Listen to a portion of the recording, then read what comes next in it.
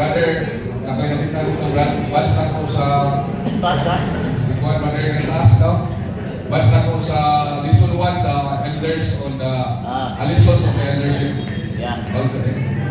Volume 1, alright? Nakabalik ka sa volume 2. Amen. Salamat sa Ginoo. Dayon, akong oras, nalit ni gamay mga isot sa iyo kami. Supposedly, mabot ni diri o kakawa na ito ha. Dapat iabot kami diri o alas 3. Base sa agree na mo. Yan, ipag yun mga punggan mga igsoon. Mag-adjust sa oras, sa dapit ka katuan na mo, isod mo o pag-abot niya, murag mahulog na lang ka, anak na yun, hindi mo pwede. Amo yung mabutot na makuha yun, mahuman yung meeting, gayon mo, lang kami na kuha yun ng igsoon, uban sa pagbabay.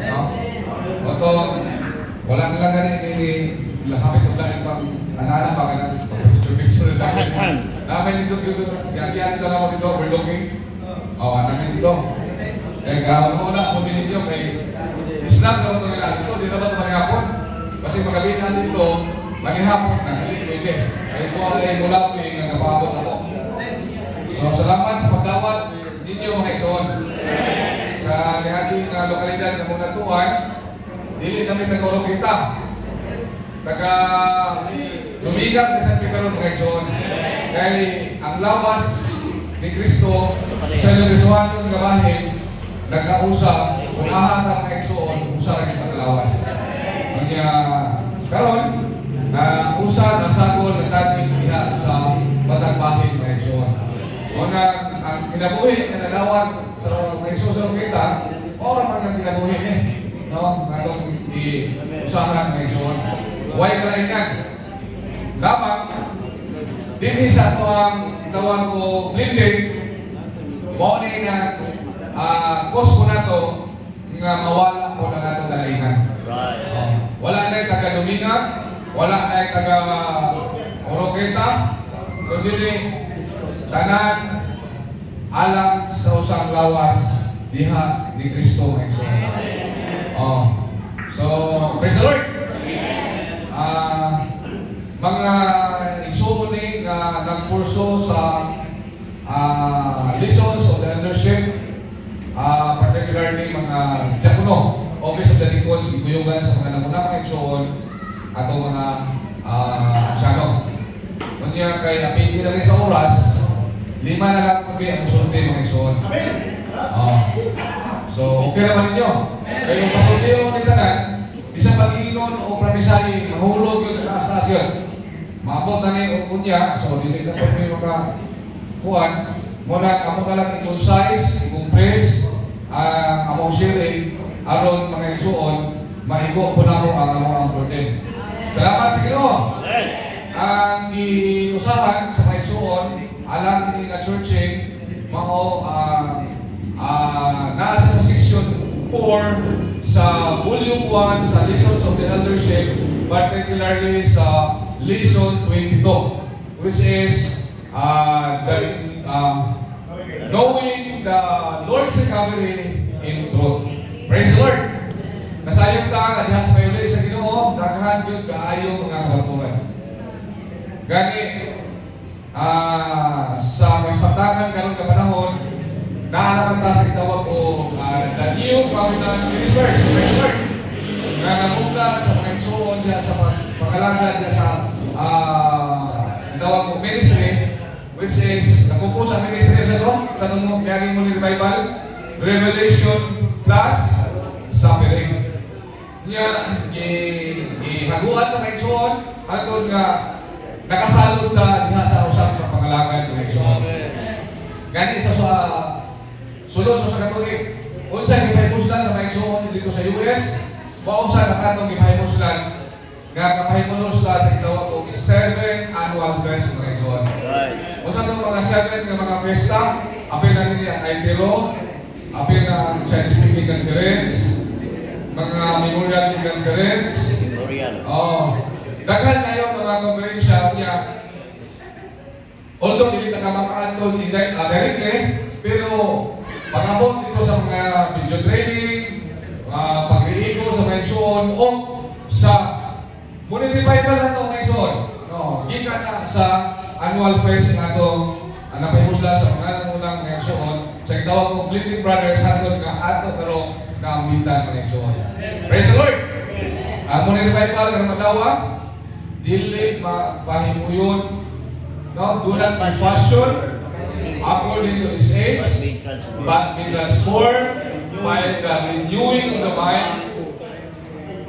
Dayon sa sumera, that you may know what the will of God is.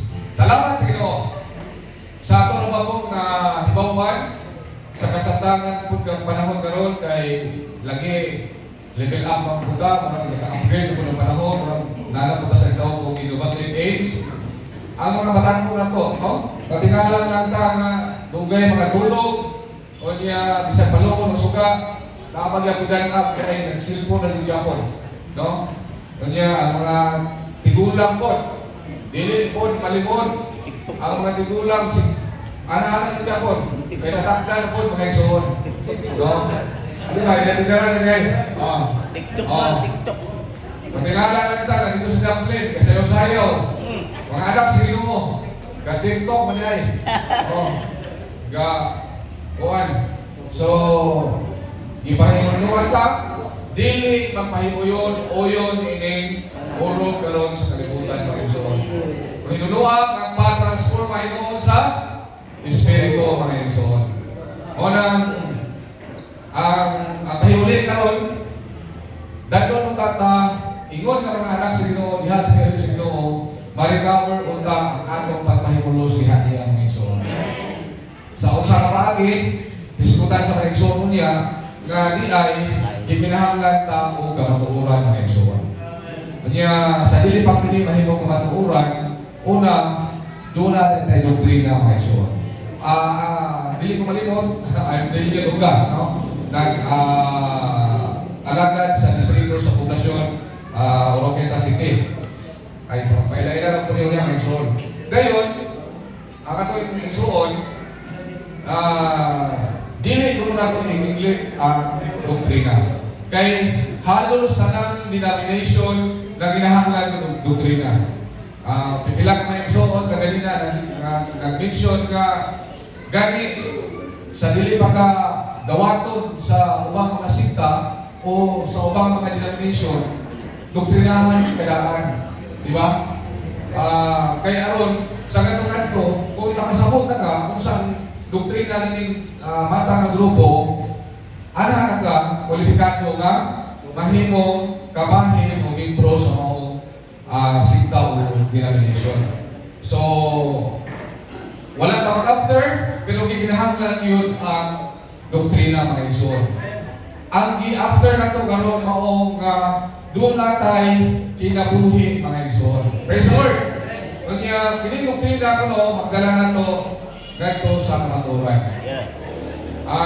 Doon na mga igsoon dito sa China, kini mo gitawag og fundamental denomination, pinili kay isa sa mga gitawag og doktrina, no? Mga magtotoo dili himasa, kani mga himasa ni. Dili ni mga basta-basta ng mga grupos katawan. Dayon, makatabang siya, pero natiglit nila ang tawag ng life. No? Makatabang yun mga igsoon. Mag-iskot ka o pagpamulong kung walay supporting ng mga tawag o presikulo, maglisod, no? Dili tang sabot mga igsoon. So, doon ako yung gamay na iskutan, may tawag na rin makikamitay o blending, no? Kaya sa basaw sa reading of the Bible, in to see its true meaning and central thought, sa chapter 4 sa page 7, makikamitay ko ng mga igsoon sa original na pagpamulong, nagpasabot niya siya sa unang buwan 1:3. Nagpasabot niya siya sa joint participation. Nag-discount ko niya siya o being blended as one.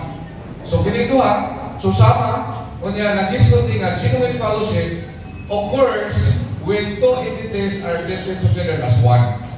So, Ngunit resulta, hinalitay sa usang gitawag ko panagsagol mga igsoon nga mahimong usa. Praise the Lord!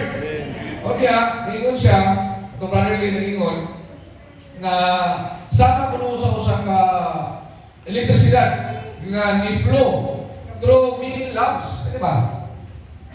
O, sa daghang mga suga, which is, ingon siya, it is impossible to differentiate between the electricity flowing in one lamp and the electricity flowing in another lamp. So dili makita ka differentiate kanang electricity sa usa ka suga o kining lain ng suga tungod kay usa ra man siya, no? Kunya ingon pa siya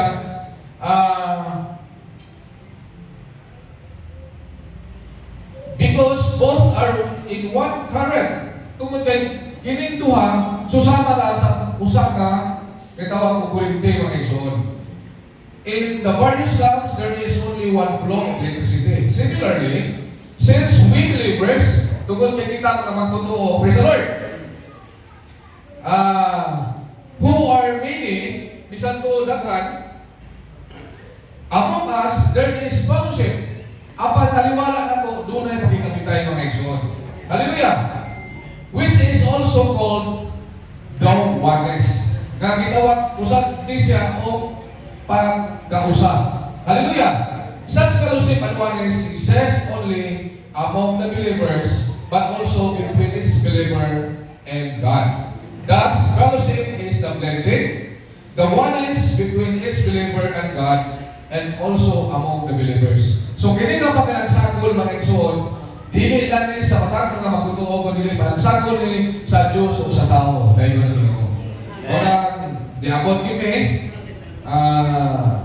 ingon nga mga alagad o mga serving ones aron magkigusa po sa mga basig kabahin sa lawas ng igsoon. Ganinyo nga mga iglesia din sa Gudingan mga igsoon. Hallelujah! Kanya bumalik ko sa knowing the Lord's Covenant throne, doon ay procedure. Ingon nga mga Kristohanon, dihas pa yun sa Ginoo. Kining upat, doktrina, kamatuoran, kahayag, o kinabuhi. Kaya nga naman, nga lang importante ni, tungkol kay mga niya yung tawag ko, life pulse. Kanang pulso sa kinabuhi, mga igsoon. Ang tawag walay pitik ba? Pulso. O, walay pulso, kasi tawag na. Oh. So, this is pituhanon nga bahin kung kanang wala ang ta maglihok, wala kay pagbasa, wala pagduol sa maturan, wala kahayag. So, wala kahayag ang yung kinabuhi. So, ang ato iglesyano kinabuhi, pasal-pasal yung mga igsoon. Kami nagkakonsakri, ang ito na pinagdalang gulangan yun mga igsoon. Hallelujah. Naka-igsoon na ito, sunod. Brad Jim.